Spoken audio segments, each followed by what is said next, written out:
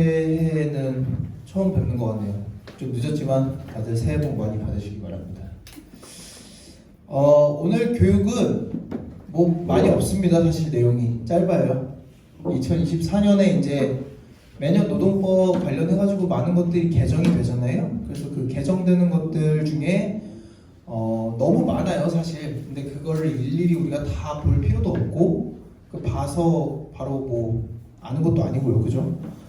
그래서 그냥 좀 중요한 것들, 우리가 그래도 기억해두면 좋겠는 것들, 그런 거 위주로 그냥 간략하게 좀 뽑아가지고 가져와 봤고요. 또 만약에 그리고 전체적으로 어떻게 바뀌는지 궁금하시면 법률원에서 매년 이제 노동법 변경되는 내용들 관련해서 자료를 만들어서 배포를 하고 있으니까 요청하시면 제가 드리겠습니다. 그렇게 보시면 되고, 얼마 전에 이제 12월 7일이죠. 그 대법원에서 판결이 하나 나왔어요. 연장근로 관련해서 우리가 근로기준법에서 일일 8시간, 일주 40시간 이렇게 근무 시간에 대해서 제한을 두고, 그리고 당사자가 합의하면 일주에 12시간 한도로 연장근로를 할 수 있다 이렇게 정하고 있는데, 여기서 그럼 이 12시간이라고 하면은 결국 주 52시간인데 이게 초과하면은 형사처벌이 가능하잖아요. 그래서 그 형사처벌의 기준이 되는 주 52시간 근무를 어떤 기준으로 판단을 해야 되느냐, 거기에 대해서 이제 대법원이 판결을 냈습니다. 근데 이 내용이 나중에 이제 결론으로 말씀을 드리겠지만 법리적으로 봤을 때는 틀렸다고 보기는 애매해요. 사실 틀렸다고 보기보다 오히려 법의 내용이 없기 때문에 대법원은 법에 충실해서 판결을 했다라고 판단을 할 수 있지, 평가를 할 수는 있는데, 현실을 전혀 고려하지 않은 판결인 건 그럼에도 불구하고 맞죠. 왜냐면은 대법원 말대로면은 하루가 24시간이잖아요. 근데 우리가 4시간마다 30분의 휴게 시간을 줘야 되니까 총 2시간 반 정도 쉰다고 치고 하루에 21.5시간을 일을 시켜도 괜찮다는 거예요. 대법원 판결대로 가면은, 극단적인 경우에는. 그런 것들에 대해서 오늘 어떤 문제가 있는지 같이 한번 보도록 하겠습니다. 자, 동지들 시작하겠습니다. 예. 네. 뭐 많이 안 할 거니까요. 같이 보면서 하시죠. 오늘 이렇게 2개 볼 겁니다. 그리고 저기 지부장님께서 저한테 통상임금 관련해가지고 판결을 하나 주셨어요. 그 일진 베어링이죠. 일진 베어링 금속노조에서 통상임금 정기상여금 관련한 판결이 있었는데, 그것도 이거 끝나고 나서 그게 뭐 앞으로 우리 버스 노동자들의 그 통상임금 소송 관련해서 어떤 영향을 미칠지에 대해서 궁금하시다고 해서 그것도 제가 간단하게 답변 드리겠습니다. 자, 보겠습니다. 2024년 달라지는 노동법. 최저임금 바뀝니다. 네. 최저임금 10,000원의 시대가 오네 만에 하더니 정말 답보 상태죠. 이번에 220원인가 올랐어요. 그래서 원래 9,640원인가 그랬던 것 같은데 이제 9,860원이 됐습니다. 1급으로 치면은 1일 8시간 기준으로 78,000원이고, 월급 209시간, 소정근로 209시간으로 기준하면 206만원 정도가 나옵니다. 근데 우리가 실업급여 받을 때 이 실업급여가 어떻게 받는 거냐면 최저임금액의 80%예요. 최임의 80%를 실업급여의 최저금액으로 정하고 있기 때문에 1일 실업급여의 최저금액도 63,104원, 그러니까 최저임금 밑으로 받는 사람이라도 실업급여를 청구하면은 최소한 63,000원, 하루에 63,000원 받을 수 있다. 그런 내용 정도로 이해를 하시면 되겠습니다. 이게 중요하죠. 최저임금의 산입 범위가 확대가 됩니다. 그러니까 다 아시겠지만 복리후생과 정기상여금의 몇 퍼센트가 산입이 되고 그거 우리 되게 계산하기 복잡했었잖아요. 그 측면에서는 이제 편해졌습니다. 이제 2024년부터는 그런 거 없어요. 그냥 다 산입됩니다. 계산하기는 편해졌지만 노동자들의 어떤 기본적인 권리 측면에서는 후퇴했죠. 무슨 말이냐면 이게 이제 2021년부터 시작됐던 거예요. 최저임금 산입범위 확대해가지고 최저임금을 위반했느냐 안 했느냐에 대한 그 기준액을 우리가 산정을 할 때 정기상여금이랑 복리후생비에 대해서 정기상여금은 15%를 초과하는 부분에 대해서만 산입을 한다. 복리후생은 3% 초과 분해돼서만 산입을 한다. 이런 식으로 계속 퍼센테이지를 했는데 이걸 점점 낮추면서 최저임금 판단 기준에게 점점 얘들을 들여오더니 이제 2024년부터는 다 들어오게 됐다라는 얘기예요. 이렇게만 보면 대충 감이 안 와요. 그죠? 그래서 바로 뒤에 표를 만들어 놨으니까 이게 얼마나 안 좋은 건지 한번 같이 보시죠. 자, 최저임금 인상 효과가 매우 미미해졌다. 기본급이 동결된 경우, 심지어 기본급이 이제 저하되는 경우에도 최저임금법 위반이 아닐 수가 있게 됩니다. 이게 무슨 소리냐 보시죠. 자, 어떤 사람이 기본급을 169만 원을 받고 정기상여금으로 이거는 이제 뭐 매달 받는 거예요. 왜냐면 최저임금에 그 포함이 되려면 매월 지급되어야 되거든요. 그러니까 예를 들어서 격월로 지급되는 경우에는 최저임금에 안 들어갑니다. 근데 이제 어떤 회사 같은 경우에는 이런 것들을 다 최저임금에 포함시키기 위해서 매월로 지급 조건을 바꿀 수도 있겠죠. 그러니까 우리도 알아는 둬야 됩니다. 매월 지급되는 정기상여금 30만 원, 복리후생비 14만 원을 받는 사람이 있다고 우리가 봅시다. 그럼 이게 다 합치면 돈이 얼마냐면 얼마예요? 17만.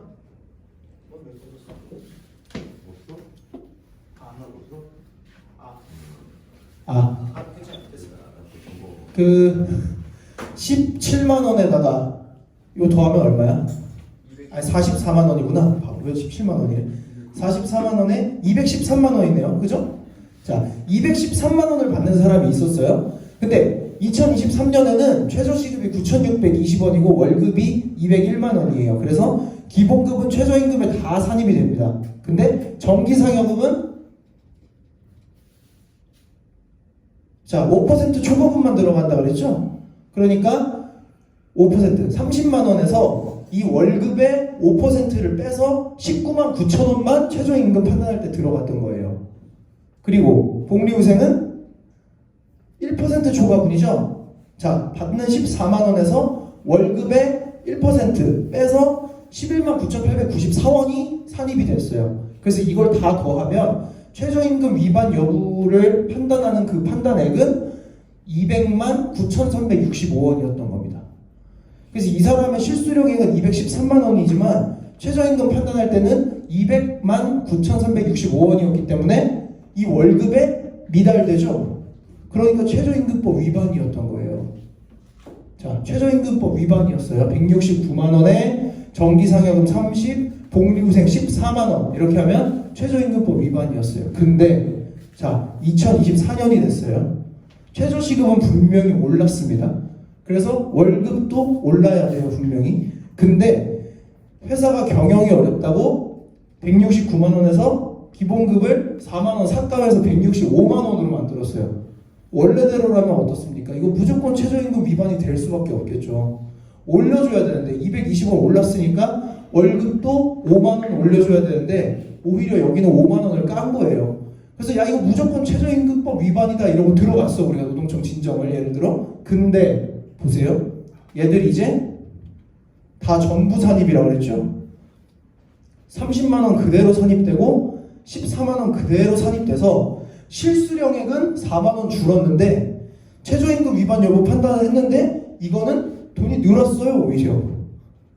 이래서 어떻게 된다? 위반이 아니에요, 이제는 최저임금법.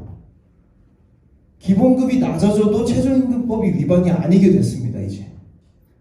이런 상황에서는. 그러니까 이게 산입 범위가 확대되는 게 얼마나 우리한테 안 좋은 건지 알겠죠? 원래는 그래서 이 최저임금 산입 범위 확대하는 거에 대해서 이건 노동계약이다라고 해서 계속 우리가 싸웠어요. 근데 개정되지가 않았죠. 그래서 이제는 최저임금법이 사실상 조금 그 효과가 미미해졌다. 큰 의미가 없어졌다라고 할 수가 있습니다. 이런 식의 사측의 어떤 이런 꼼수들이 가능해졌다라는 거죠. 정기상여금도 그냥 2개월씩 격월로 지급받는 거 있으면 매월로 바꿔버리면 그 돈이 이제 최저임금법 거기에 다 들어가게 되는 거예요. 그러니까 이런 식으로 최저임금 노동자들의 삶이 더 팍팍해질 수가 있게 됐다. 이게 2024년에 바뀐 노동법 중에 하나입니다. 그러니까 계산하기는 쉬워졌어요. 뭐 월급의 5%네 월급의 1%네 이런 거 복잡하게 안 따져도 되고 받는 거 그냥 다 포함하면 되거든요. 계산은 쉬워졌어요. 근데 효과는 이렇게 안 좋아졌다. 여기까지 질문 있으십니까? 없으시죠? 전 맨날 교육할 때마다 안 좋은 얘기만 드리는 것 같아서 좀 죄송해요. 근데 뭐 어쩌겠습니까? 법이 그렇게 바뀌는 거, 그죠? 자, 30명 미만 사업장 주 52시간 계도 기간 1년 연장. 이것도 또 안 좋은 얘기인데, 고용노동부가 우리 윤석열 정부의 하수인이다 보니까 생기는 일인데, 자, 근로기준법 제53조 3항이 뭐냐면 상시 30명 미만의 근로자를 사용하는, 그러니까 영세한 사업장이죠. 여기 같은 경우에는 근로자 대표랑 서면 합의를 한 경우에는 최대 일주 52시간에 더해서 8시간을 추가로 연장 근무가 가능했다. 그러니까 일주 60시간까지 가능하다라는 예외 조항을 뒀어요. 원칙적으로는 52시간을 넘어갈 수가 없지만 30명 미만인 근로자를 사용하는 사업장 같은 경우에는 일할 사람이 적다 보니까 일이 많아지면 사람이 적으니까 어쨌든 일은 해야 되니까 그런 특수한 경우에는 근로자 대표랑 서면 합의해서 너희들은 60시간까지 일하게 해줄게 이런 게 있었어요. 근데 이게 원래는 2018년 7월 1일에 근로기준법이 개정되면서 52시간제가 도입이 됐고 요 53조 3항이 생기면서 2021년 7월 1일부터 상시 5명 이상 50명 미만 근로자를 사용하는 사업 또는 사업장에도 주 52시간제가 시행이 됐습니다. 그래서 이 30명 미만 사업장도 여전히 5인 이상이기 때문에 주 52시간제를 적용을 해야 되는데 너무 급박하게 바꾸면 현장에 혼란이 생긴다라는 미명하에 이 사망을 둬가지고 단계적으로 적용을 되도록 뒀던 거예요. 그래서 원래는 2024년 1월 1일부터는 이런 거 없어지고 얄짤 없어지고 무조건 52시간을 지켜야 되는 겁니다. 근데 갑자기 또 아직 현장의 혼란이 우려가 된다라고 하면서 계도기간이라는 걸 부여를 합니다. 계도기간이라는 건 뭐냐면 그 근로시간 위반 사실이 적발이 되더라도 처벌을 하지 않는다. 그리고 너희들이 알아서 바꾸고 주 52시간제를 정착시킬 수 있게끔 제도를 개선하도록 우리가 유예기간을 준다. 이런 얘기예요. 고용노동부가 그동안 2018년 7월 1일부터 계속 30명 미만 사업장에 대해서는 계도기간을 부여해서 장시간 근로감독 대상에서 제외를 해왔는데 그걸 또 1년 연장을 한 겁니다. 그래서 30명 미만 사업장은 이걸 넘겨서 연장 근로를 시켜도 근로감독 대상에서 제외되고 처벌 대신에 시정기회가 부여가 된다는 거죠. 근데 우리가 여기에서 하나 기억해야 될 것은 이거는 이제 진정 내지는 근로감독에서 제외가 되는 거지 우리가 이제 특별 근로감독이나 형사처벌 같은 거를 위해서 고소고발을 하는 경우에 그런 경우에는 이 계도기간이 적용이 안 돼요. 형사처벌이 아니라 우리가 고소해가지고 넣어버리면은 그거에 대해서는 위반 여부가 나오면 이런 계도기간이랑 상관없이 바로 형사처벌은 가능하지만 일반적인 진정 내지는 근로감독 대상에서는 안 들어간다. 우리 지금 버스 사업장에 30명 미만 사업장이 있나요?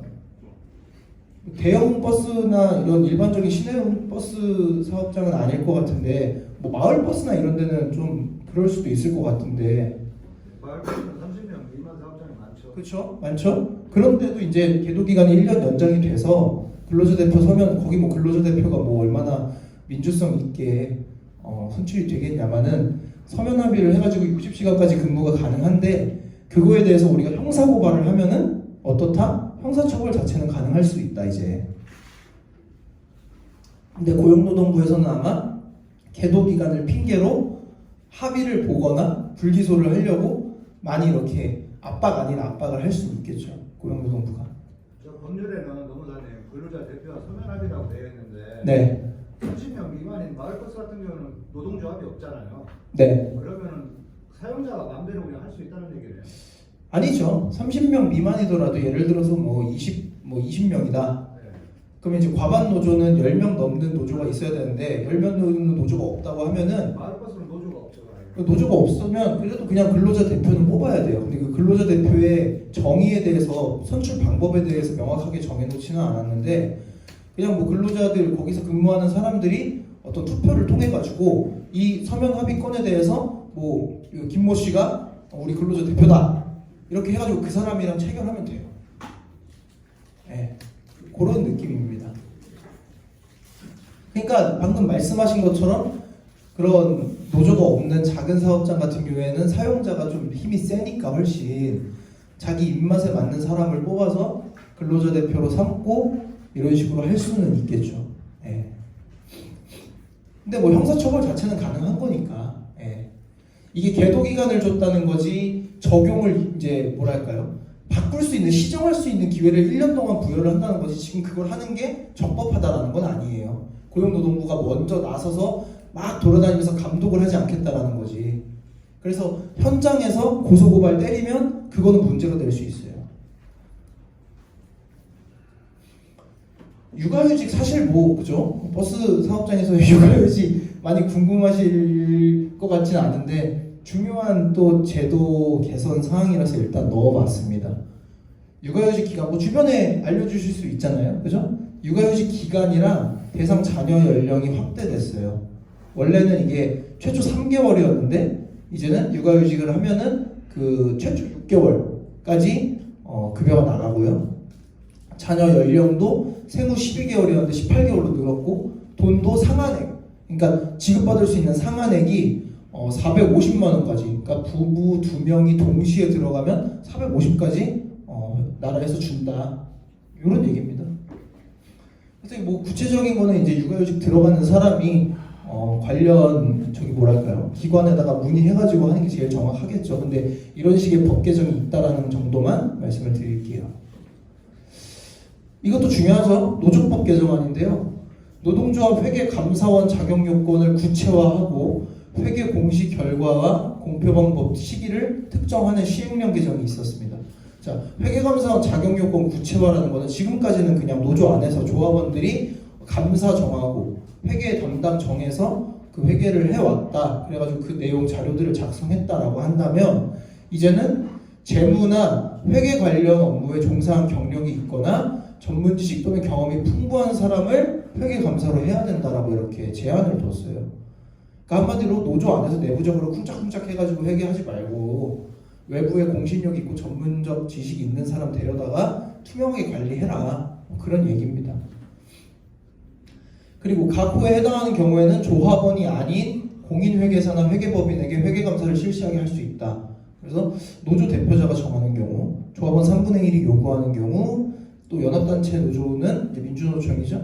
구성단체 3분의 1 이상의 요구가 있는 경우, 대의원 3분의 1 이상의 요구가 있는 경우에는 조합원이 아니라 이런 회계법인에다가 맡겨서 할 수 있다. 이런 내용들을 다 정해놔서 이제 노조 안에서 이렇게 자체적으로 자율적으로 하는 회계감사가 아니라 이런 식으로 하겠다 라는 얘기죠.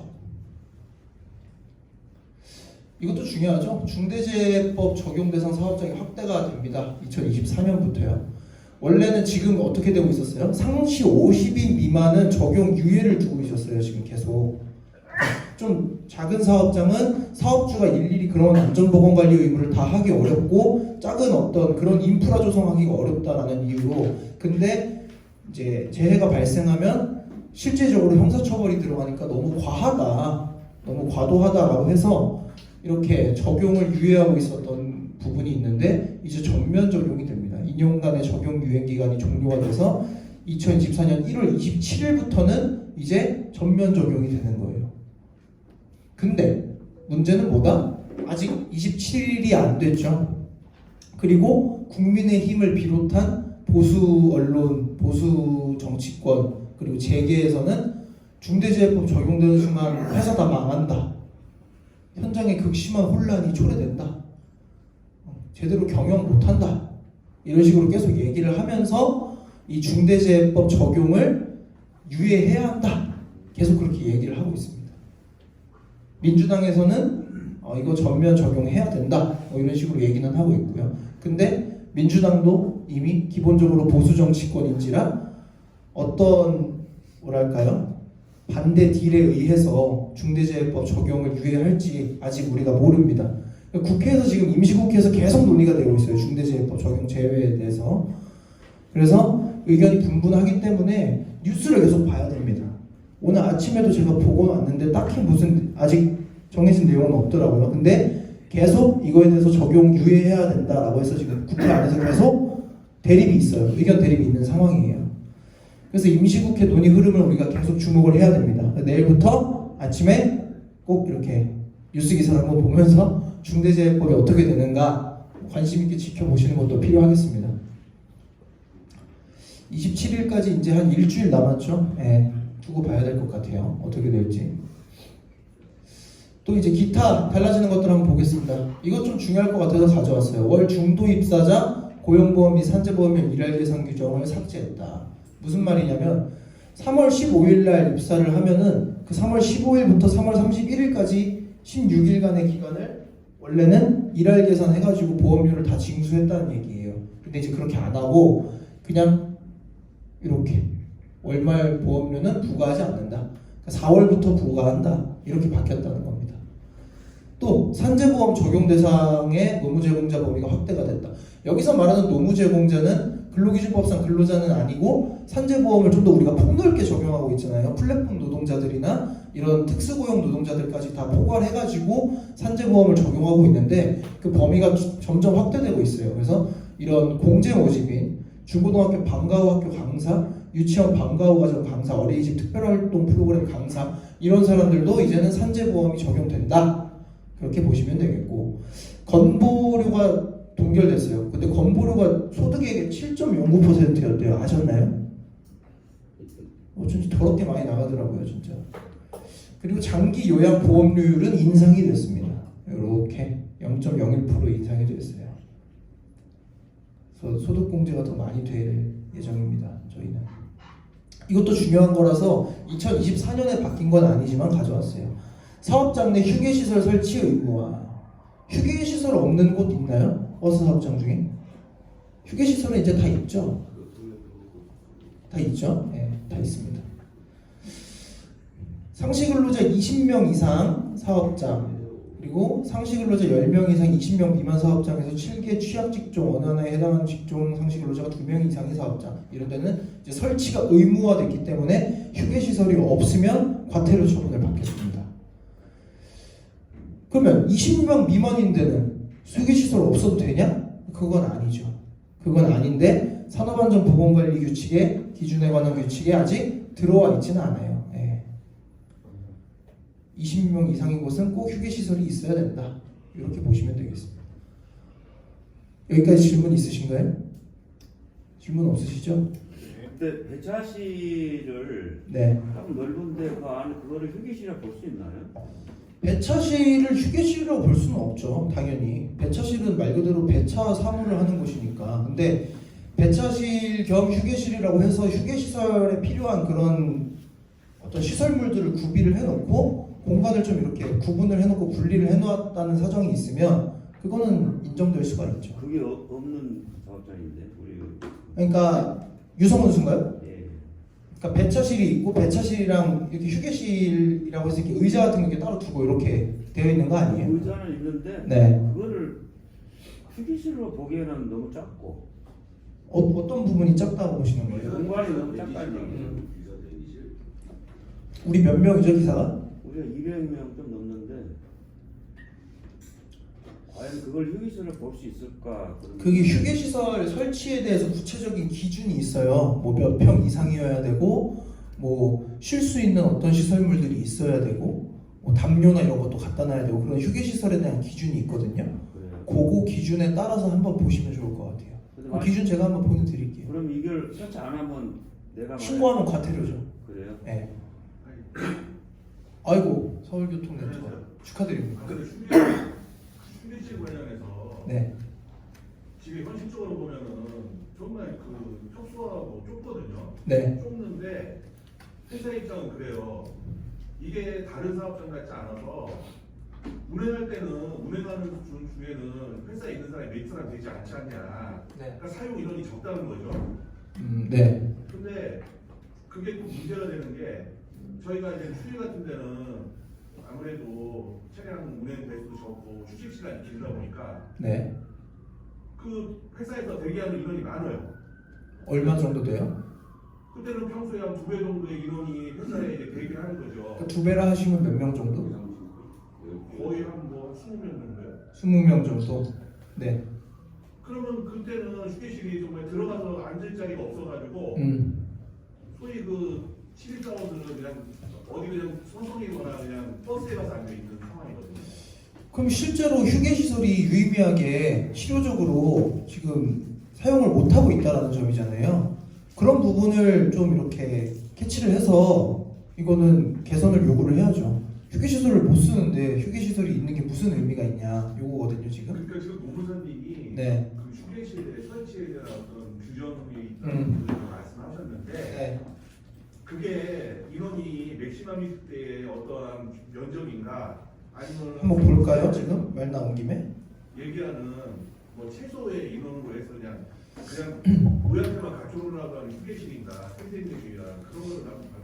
그걸 제가 좀 한번 읽어드릴게요. 고용노동부에서 가이드라인이 나왔는데 한번 보겠습니다.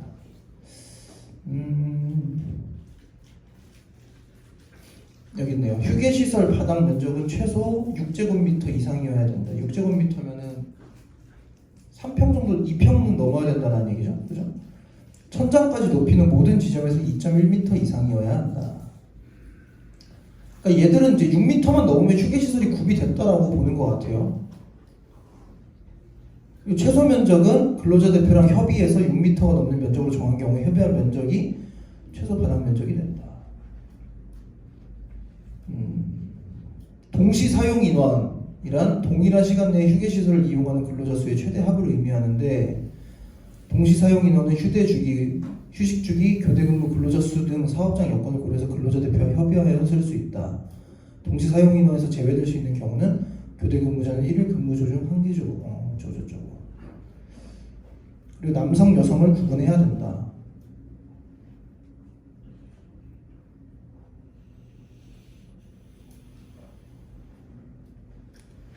근데 동시 사용자가 보자. 동시 사용자가 20명 이상이다. 동시 사용자가 20명이 지금 된다라는 거잖아요. 휴일에는 그죠? 휴일에 20년 정도 되죠. 이거는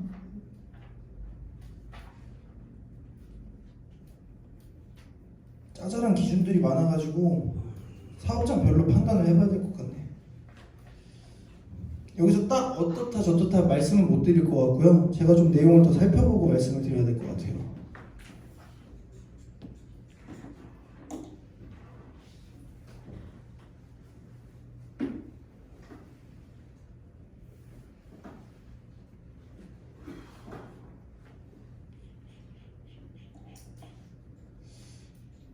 어쨌든 휴게 시설 자체가 그 기준 아까 말씀드렸던 그 최소 면적 기준이나 그 여기 보면 그런 것들이 있거든요. 뭐 조명은 얼마가 돼야 되고 뭐 이 높이는 얼마가 돼야 되고 이런 기준들이 있는데 그 최소 기준만 넘어서 가지고 휴게 시설을 만들어 놨다고 하면은 아마 과태료가 부과되지는 않을 것 같아요. 그래서 서울교통 네트워크 같은 경우에도 일단 휴게 시설이 만들어져 있다고 하면은 그게 실질적으로 사용이 어렵다라는 거는 과태료랑은 별개의 문제로 풀어야 될 것 같고 과태료 자체가 부과되지는 않을 것 같아요. 석수영업소 말씀하시는 거죠? 네. 그 2층 컨테이너 거기 말씀하시는 거죠? 2층 컨테이너는 처음에 그 컨테이너를 만들 때는 휴게실 명목으로 만들어놨는데 그때도 노무사님이 마음고생했지만 거기가 이제 올라가고 번거롭고 많이 사용한다는 이유로 그 주차장에다가 그냥 그 한판에 갖다 그 판넬에 갖다가 그 잔호명 간부들이 그걸 또 제작을 해서 만들어놨어요. 근데 일단 그거는 대기실 차원에서 만들었는데 그때 시간이 흐르다 보니까 대기실이 이제는 실질적인 휴게실이 돼버린 거예요.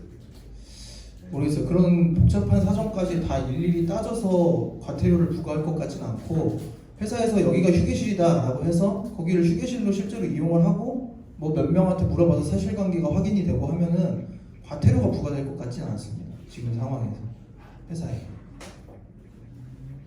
그 회사가 사무실은 제공한다나요? 네?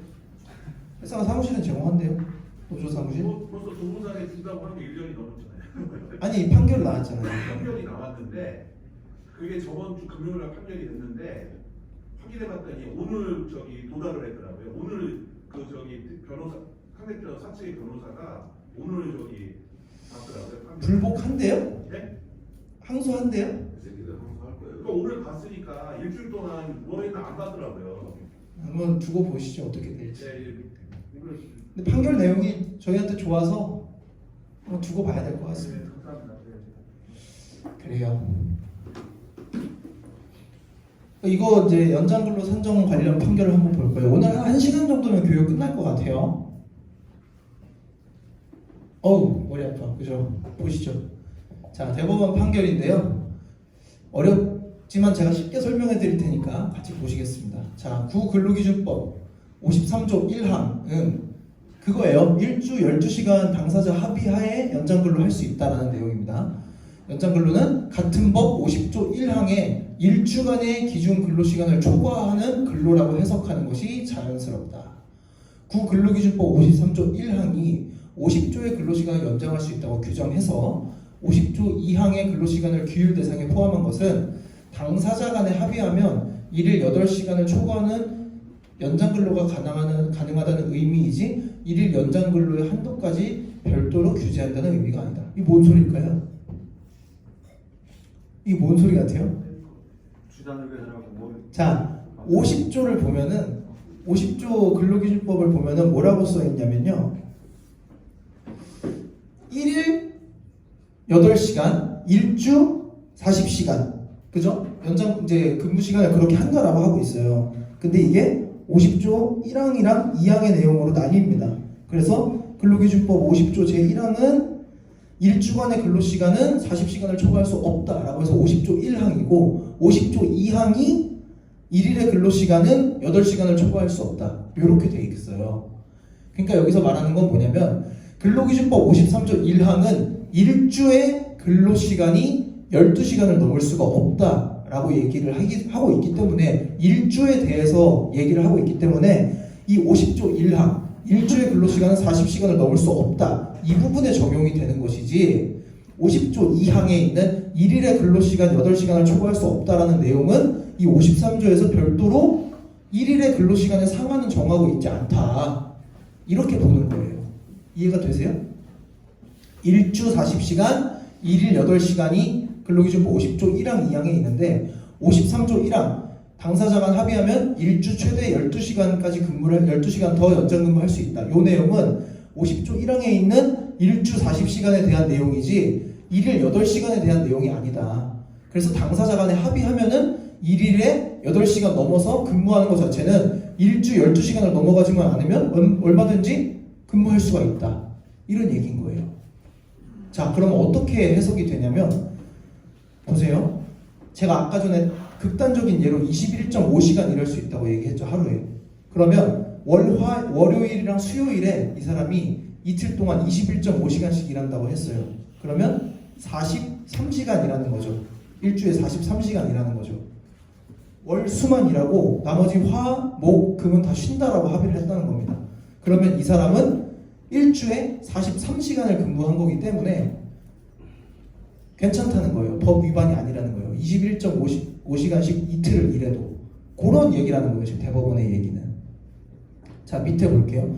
구근로기준법은 일주간 12시간을 일주의 연장 근로시간을 제한하는 기준으로 삼는 규정을 탄력적 근로시간제나 선택적 근로시간 중에서 등에서 두고 있으나 일일 8시간을 초과하는 연장 근로시간 일주간 합계관에서 정하고 있는 규정은 없다. 방금 말씀드린 거예요. 일일 근로시간은 8시간 초과할 수 있다만 정하고 있지 그 상한이 몇 시간이다라는 거는 법에 안 정하고 있다는 거예요. 그래서 53조 1항은 당사자가 합의해도 원칙적으로 일주간 12시간을 초과하는 연장 근로를 할 수 없고 위반한 자를 형사처벌하는다. 그래서 일주간 12시간을 초과하는 연장 근로 그 자체를 금지하기 위한 것이다. 그러니까 일주일에 52시간 이상 근무하는 것 자체를 금지하는 거지 1일에 몇 시간 근무하는지를 금지하는 게 아니다. 그래서 가산임금 지급 대상이 되는 연장근로, 즉 하루에 8시간 넘어가는 연장근로 또는 일주에 40시간 넘어가는 연장근로랑 일주 12시간을 초과하는 연장근로 판단 기준이 동일해야 하는 것은 아니다. 동일할 필요가 없다. 하루에 8시간 넘어가면 연장근로 임금 주는 거 오케이. 하지만 하루에 8시간 넘어갔다고 해서 그걸 다 더해서 일주에 52시간이 안 넘어가면 상관없다는 거예요. 이해가 되시나요? 무슨 말인지? 네. 그래서 더 이해를 쉽게 하기 위해서 이걸 볼 거예요.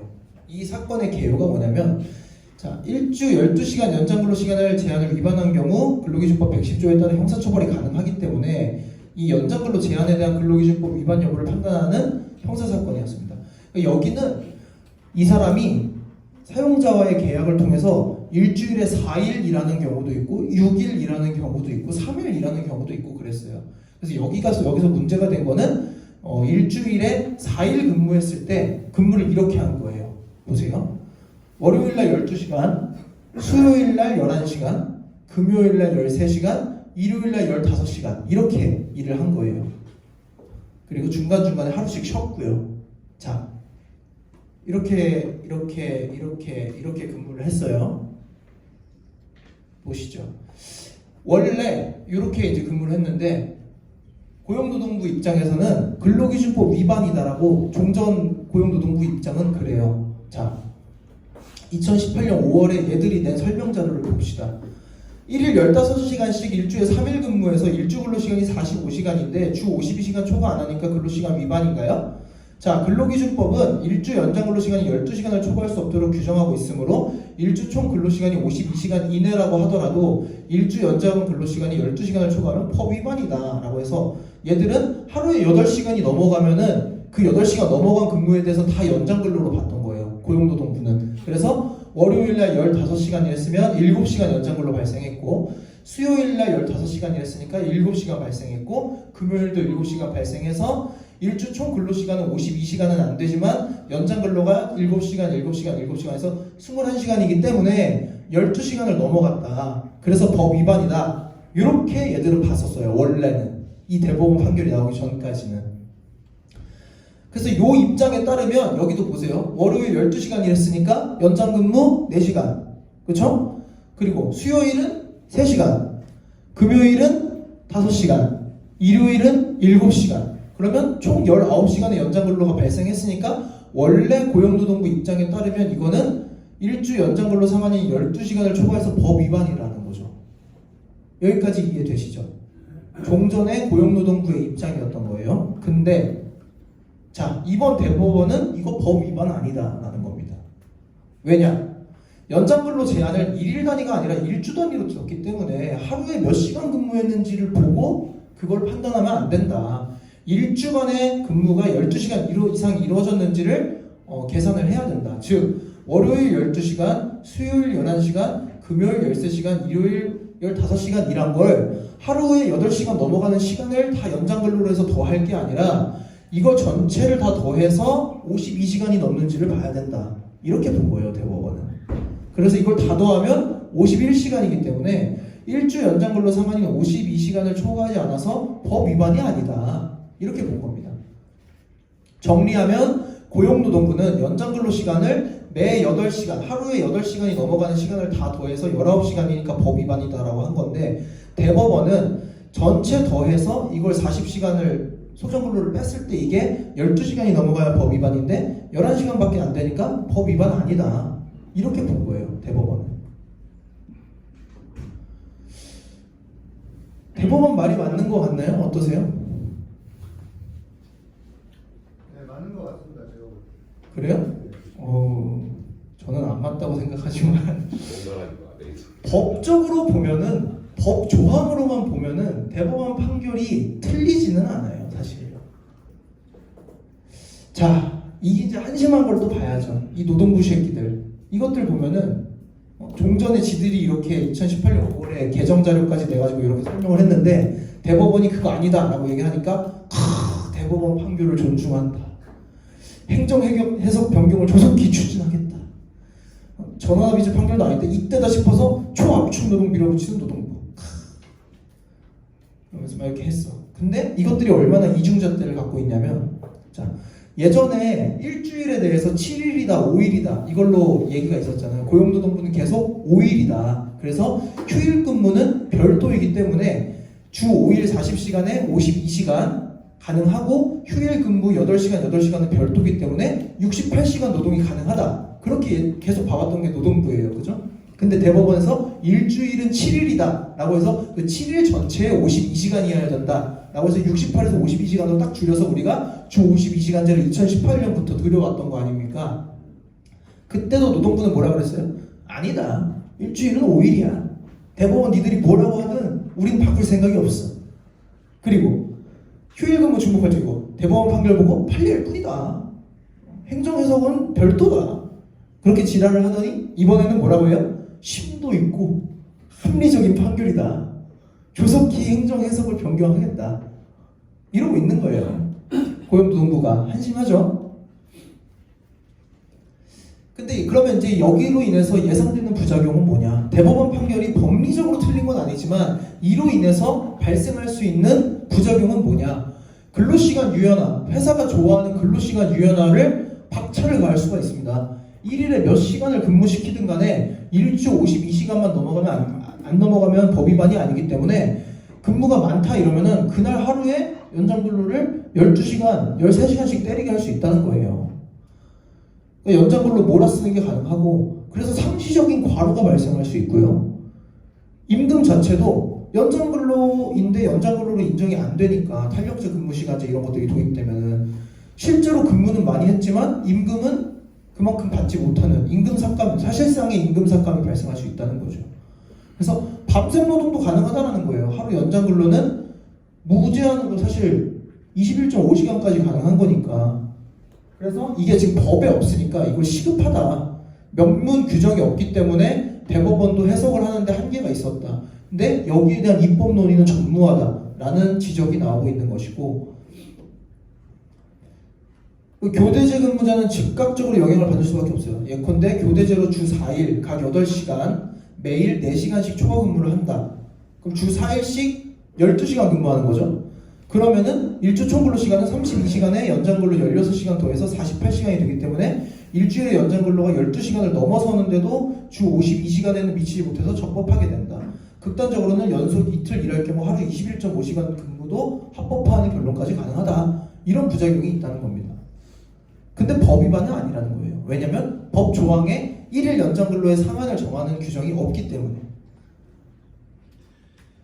그래서 이거에 대해서 평가를 해보는 거죠. 이게 법적으로 잘못된 판결이냐? 그럼 이제 두 가지 얘기가 있는데 아까 전에 이제 말씀하셨던 것처럼 이 판결 자체는 법 조항에 근거했다라는 판결이라는 입장이 좀 다수이긴 합니다.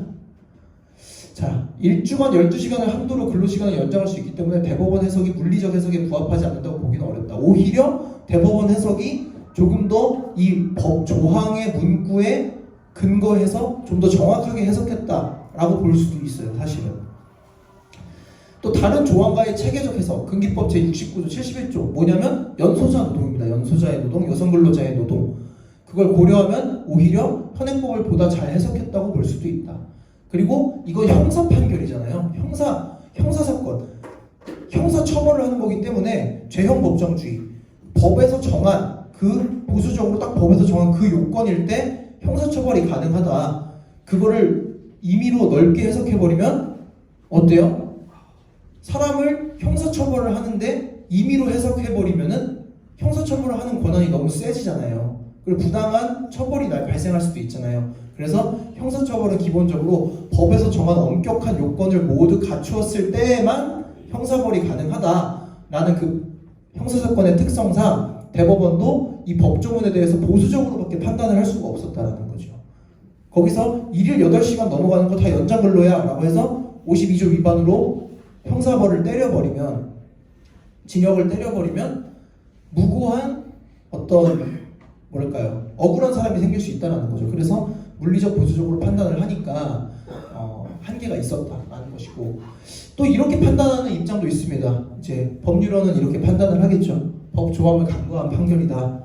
왜냐? 근기법 50조 2항에는 1일 근로시간을 제한하는 규정을 분명히 두었다. 8시간이라고. 근데 거기에 대한 상한을 안 정했다고 해서 8시간을 정한 그 취지와 어쨌든 노동자의 건강을 보호하기 위해서 휴식 시간이나 이런 것들을 정하고 1일 8시간 이상을 하면 사람이 힘들고 업무 효율도 떨어지고 다음날에 노동에도 영향을 미칠 테니 8시간으로 제한을 하자라고 분명히 두었는데, 그 상한을 정하지 않았다고 해서 분명 8시간으로 정했음에도 불구하고 21.5시간까지 가능하다는 게 말이 되냐.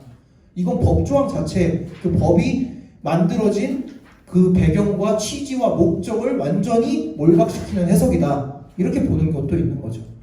그래서 일주와 근로시간만으로 이거 판단하는 건 법조항을 굉장히 간과한 것이다. 이렇게 보는 입장도 있습니다. 근데 이 입장이 조금 더 다수설이고 법적으로 봤을 때는 맞을 수 있다라는 거죠. 그러면 어떻게 해야 되냐?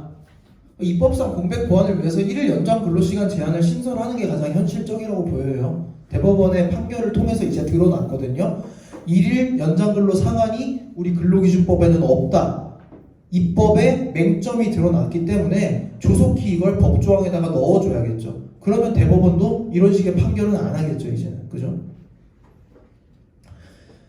그러니까 보세요. 우리나라의 일주 실근로시간은 이 총량 규제, 일주간에 52시간이라는 걸 총량 규제라고 해요. 매일매일의 연장 근로를 정하는 건 총량 규제가 아니고 매일매일을 정하는 거죠. 근데 일주에 단위를 두고 이 단위에서 이 단위 기간 동안에는 연장 근로가 최대 몇 시간 가능하다라는 걸 우리가 총량 규제 방식이라고 하는데, 이거는 원래 유럽에서 많이 쓰는 거예요. 프랑스나 독일이나 어떤 근로시간이 많지 않은 유럽 국가들이 있죠. 그런 데는 일주의 근무시간이 20 몇 시간이래요. 유럽 같은 데는. 그죠? 그런 데서나 이 총량으로 규제를 해가지고 연장 근로를 하는 게 노동자의 건강권과 근로시간 유연화, 이 목적을 다 고루 달성할 수 있기 때문에 유럽식의 제도인데, 우리나라는 이미 일주 실근로시간이 52시간이 넘어간단 말이에요. 40시간 넘어가고 52시간 왔다 갔다 하는데, 거기에다가 총량 규제를 넣는다는 거는 우리나라 실정하고 맞지 않다. 애초에 이 제도가 탄생한 유럽과 우리나라는 그 체제 자체가 다른데, 잘못 거기서 만들어 온 거를 거기서 효과적이라고 해서 우리한테 드린다고 해서 그게 반드시 효과적일 수는 없다. 현실이 다르기 때문에.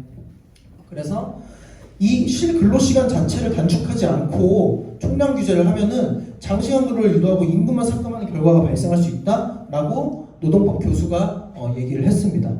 또 1일 연장 근로 제한을 정하지 않으면 철야 노동, 아까 말했던 밤샘 노동 문제가 심각해질 수 있기 때문에 입법의 불비를 보완해야 된다라는 주장도 있고요. 아까 제가 말씀드렸죠. 근로기준법에서 연장 근로의 제한을 둔 취지가 뭡니까? 노동자의 건강권과 연속되는 노동의 효율이나 최소한의 휴식을 위해서 만들어 놓은 건데, 그거를 취지를 생각하지 않고 ILO에서도 제47호 협약에다가 일주 40시간을 원칙으로 한다라고 ILO 협약도 있어요. 그래서 그거에 대한 연장 근로에 대한 이런 원칙들이 있는데, 그 여기에 대한 적절한 제한이 필요한 거 아니냐, 법에 없다 그러면 법을 만들어야 되는 거 아니냐, 이런 의견도 있고요.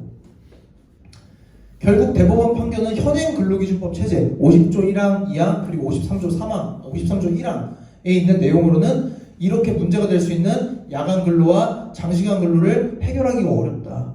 이번 대법원 판결을 통해서 구체적으로 드러난 겁니다. 그렇기 때문에 법원이 제시하는 판례나 판단 기준이 아닌 법제화에 따라서, 법제화라는 것은 근로기준법의 조항을 만든다는 거예요. 그걸 만들어서 형사벌의 그 규정 요건을 명확하게 해서 연장 근로를 제한하는 당초의 목적과 취지를 우리가 실현할 필요성이 있다. 그러니까 결국 입법을 해야 된다는 얘기죠. 입법을 하지 않으면 이런 것들이 이제는 대법원 판결로 확인됐기 때문에 더 큰 문제가 될 수 있다. 이게 이번 대법원 판결이 갖는 의미라고 보시면 되겠습니다. 여기까지 질문 있으신가요? 그 부분에서 그러면 주 1일 21.5시간을 근로를 하면 이틀을 일하게 되잖아요, 예를 들어서. 네. 그러면 뭐 한 3시간 반 자고 일하는 건데. 네. 그렇게 되면 어쨌든 결과적으로 바로 근로가 되는 거 아니에요? 그렇죠. 그로 인한 그러면 뭐 노동자의 사망이라든가 네. 질병이 왔을 때는 법적 저항이 있나요? 그건 이제 산재 내지는 중대재해처벌법으로 가야겠죠. 근로기준법상의 위반은 없다는 거죠. 대법원 판결을 보면. 어쨌든 52시간 안 넘었으니까. 그러면 산재 처리를 해서 그렇게 처리가 가능한 건가요? 아무래도 그렇겠죠. 법적으로는 제재가 안 되는데 산재로는 처리가 된다는 거죠. 왜냐면은 그 두 개는 제도의 취지가 다르니까요. 근로기준법은 말 그대로 연장 근로를 제한하는 거고, 산재는 일을 하다가 다치거나 사망했을 경우에 그걸 보상해주는 제도니까 두 제도는 다르니까 다른 적용 기준을 갖고 있을 수 있죠.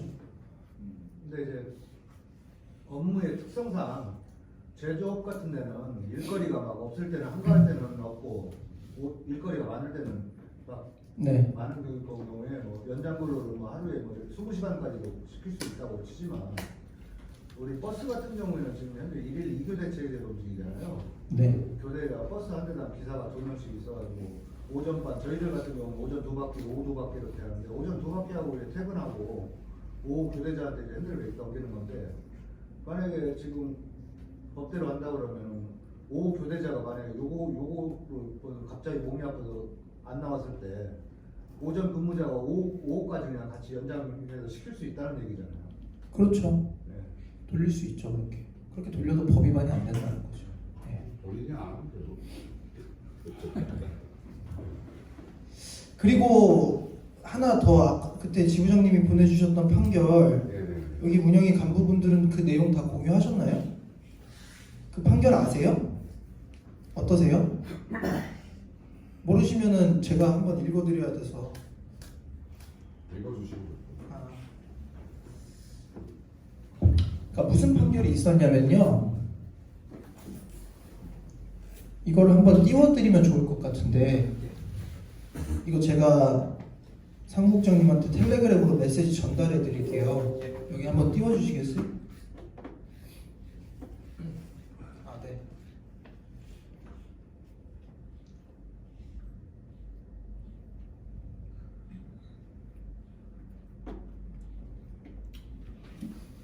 그러니까 얼마 전에 이제 통상 임금 자체가 고정성이 인정된 판결이 하나가 있어서 이게 우리한테도 유리하게 적용될 수 있느냐 그렇게 질의를 주셨어요.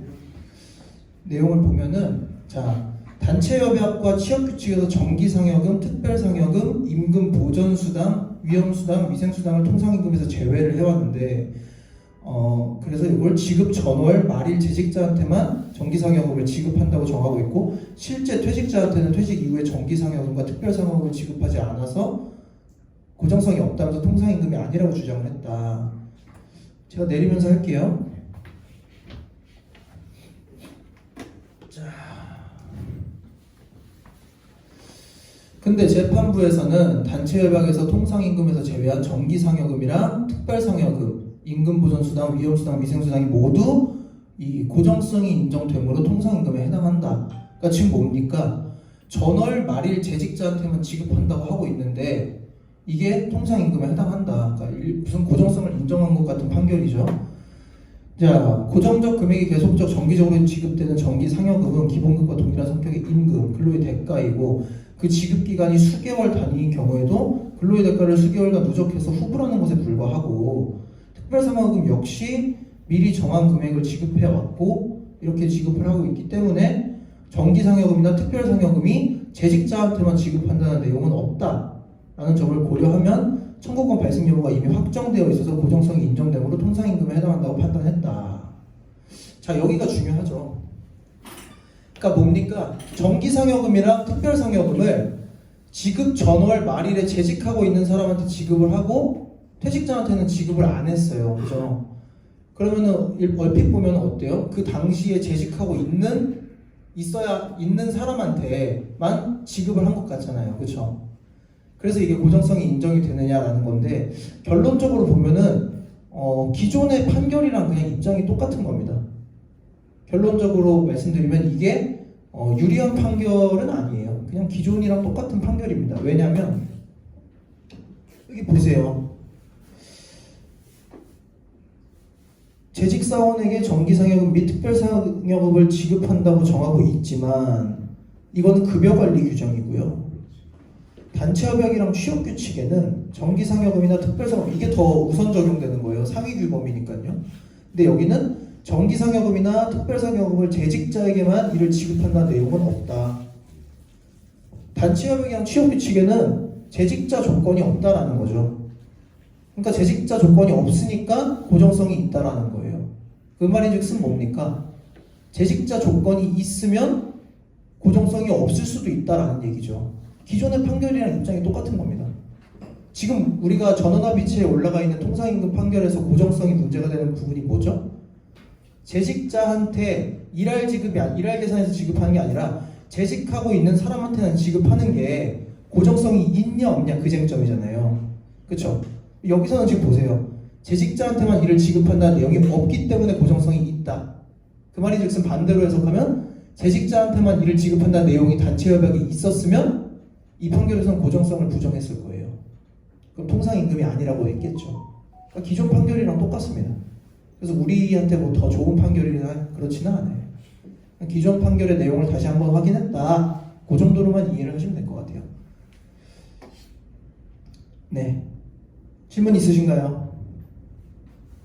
요 통상임금 내지는 오늘 했던 뭐 변경된 노동법 또는 연장근로 산정 대법원 판결 이외에도 궁금하신 점 있으면 5분 정도 저희가 질의응답 시간 받고 마치겠습니다. 네. 그 현재 그 통상임금에 관련된 부분이요.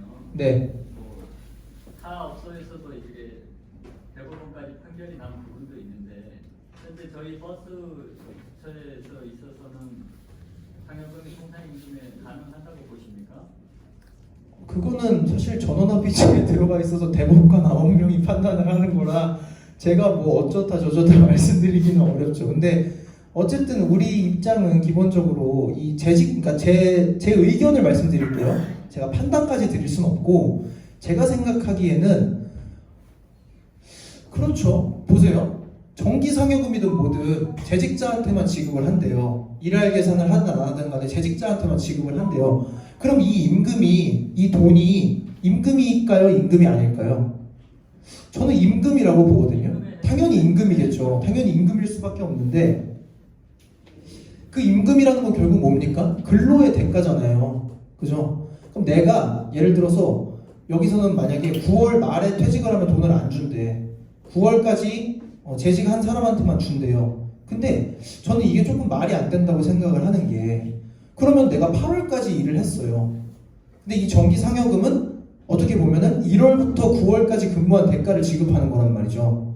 근데 단순히 내가 9월 달에 근무하고 있지 않다는 이유만으로 그럼 1월부터 8월까지의 그 임금은 이미 발생한 거라고 볼 수 있는데 이미 근로를 제공했으니까요. 근데 그걸 안 준다? 단순히 노사 합의로 그 지급 시기를 9월로만 정한 거지 1월부터 8월까지 내가 근무를 했고 거기에 대한 임금이 발생한 건 맞잖아요.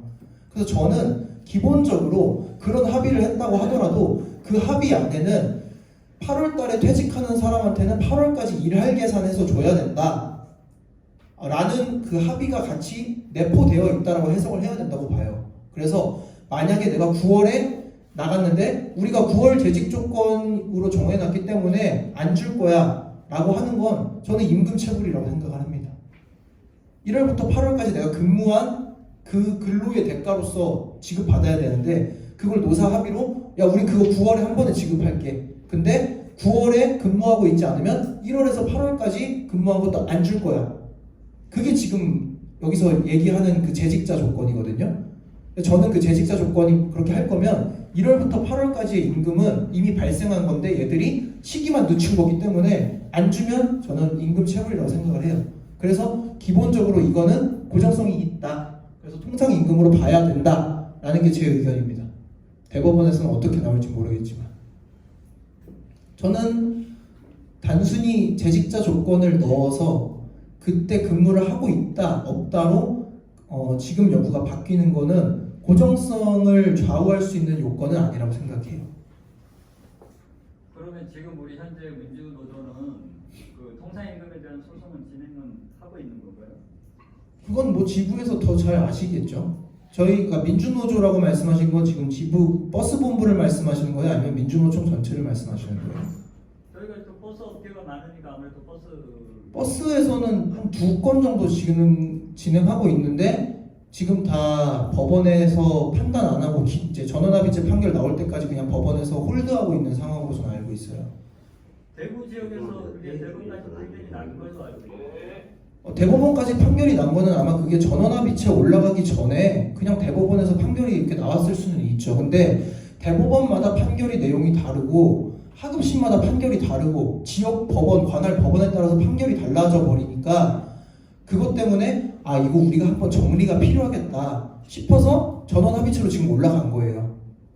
왜냐면 지금까지 판결이 계속 다 다르게 나오니까 이거 좀 명확한 기준이 필요하겠다. 그런 경우에 우리가 전원합의체로 가거든요. 그래서 지금 전원합의체에 들어가 있고 그 전원합의체에서 판결이 나오면 앞으로 모든 대법원 판결은 그 전원합의체 결론을 따라갈 거예요. 그러니까 지금 전원합의체 판결이 나올 때까지는 그 밑에 판결들은 결론이 안 나오는 거죠. 왜냐면 어차피 내가 결론을 A라고 내렸는데 전원합의체에서 B라고 내리면 이 판결은 의미가 없어지는 거거든요. 그러니까 이 판결들은 전원합의체 판결을 기다리고 있는 거예요. 전원합의체가 B라고 하면은 나도 이 판결을 B의 기준에 따라서 판결을 낼 것이기 때문에. 그래서 지금 들어가 있는 건이 한 2건, 3건 뭐 되겠죠? 민주버스 본부에도. 그것도 전원합의체 판결 나올 때까지는 결과가 안 나올 거예요.